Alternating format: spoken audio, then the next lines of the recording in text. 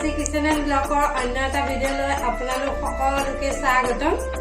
আজি ধনতেৰছ আৰু আপোনালোক সকলোকে ধনতেৰছৰ শুভকামনা জনাইছোঁ। এতিয়া 7টা বাজিলে, 6টা বজাতে ধনতেৰছ আৰম্ভ হৈছে। গোটেই ৰাতিটো আৰু কাইলৈ দিনটো আছে, কিন্তু শুভ সময় এইখিনিৰ বাবে এতিয়া দোকানলৈ যাবলৈ ওলাইছোঁ। সেয়া মই ৰেডি হৈ পেলাই পিয়াক ৰেডি কৰি লৈছোঁ। তাইক ৰেডি কৰাটোৱে দিগদাৰ।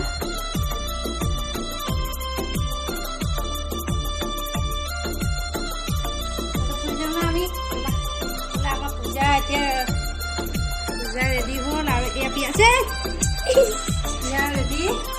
এয়া বহুত ফটৰ ফটৰ মাতিয়ে ভাল নহ'লে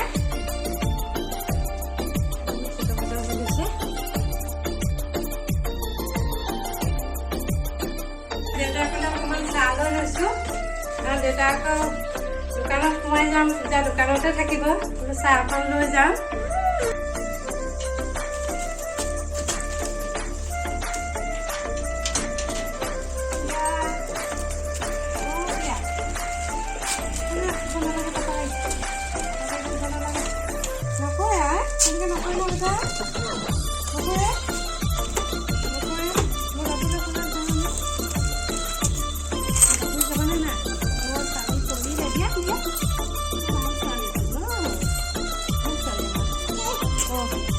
বন্ধ হৈ গ'ল আৰু নোখোলা আৰু এয়া এতিয়া ব্ৰিজত দুইজনী ছোৱালী দোকানতে থৈ আহিলোঁ। সৰুজনী দেউতাকে ৰাখিম বুলি কৈছে, ভালেই হ'ল, সোনকালে আহিবগৈ পাৰিম। আৰু এয়া টমটমত আহিছোঁ, কাৰণ দেৰি হ'ব নহ'লে ছোৱালীক থৈ আহিছোঁ। আৰু মই যাম টাউনৰ ইটো পাৰত, অকণমান মই ৰঙাপাৰা টাউনো আপোনালোকক দেখুৱাই দিম। আজি ভিৰ কেনেকুৱা, প্ৰায় এতিয়া 7:30 হৈছে। এয়া টাউনৰ দোকানৰ সকলো বস্তুবিলাক এনেদৰে কাঁহ পিতলৰ বস্তু, বেলেগ ধৰণৰ বস্তুবিলাক এই বাহিৰত উলিয়াই দিছে। কিন্তু মই সোণাৰী দোকানত অলপমান ভিৰ কম দেখিলোঁ।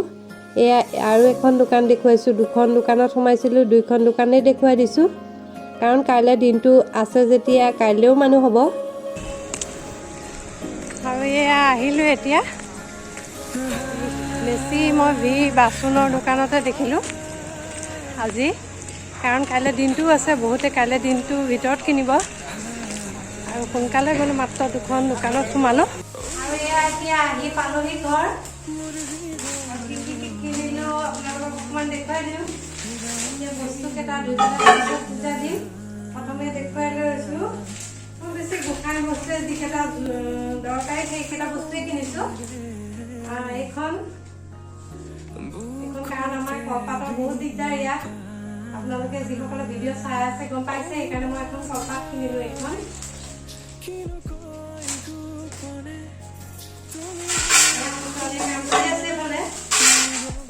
কাম কৰি আছে তাই। আৰু কিনিছোঁ 2টা চাকি,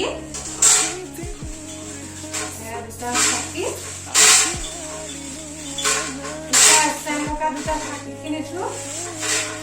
পূজাবিলাক ঘূৰি থাকে, পূজাবিলাকত দিবলৈ দিব ভাল হ'ব বুলি এনেকুৱা অকণমান চাকি কিনিছোঁ। এইটো এটা 150 লৈছে, 300 দুটা, কাৰণ আজি অলপ দাম বেছিয়ে লয় বস্তু। আৰু এইখন কাঁহীখনত লৈছে 300, মানে 300 গ্ৰাম আছে, গ্ৰাম হিচাপত, আৰু 300 গ্ৰামত 300 টকা লৈছে। আৰু এই 2টা বানবাতি, বহুত মন আছিল এনেকৈ 2টা বাতি কিনিব। 2টা বানবাতি লৈছোঁ, কাৰণ আমাৰ অসমীয়া মানুহৰ ঘৰত এইটো নাথাকিলে ভাল নালাগে। আৰু মোৰ নাছিলে, সেইবাবে মই এই 2টা বানবাতি লৈছোঁ। ধুনীয়া বহুত, 2টাই ল'লোঁ আৰু, কাৰণ নহ'লে বাজেট বহুত বেছি হৈ যাব।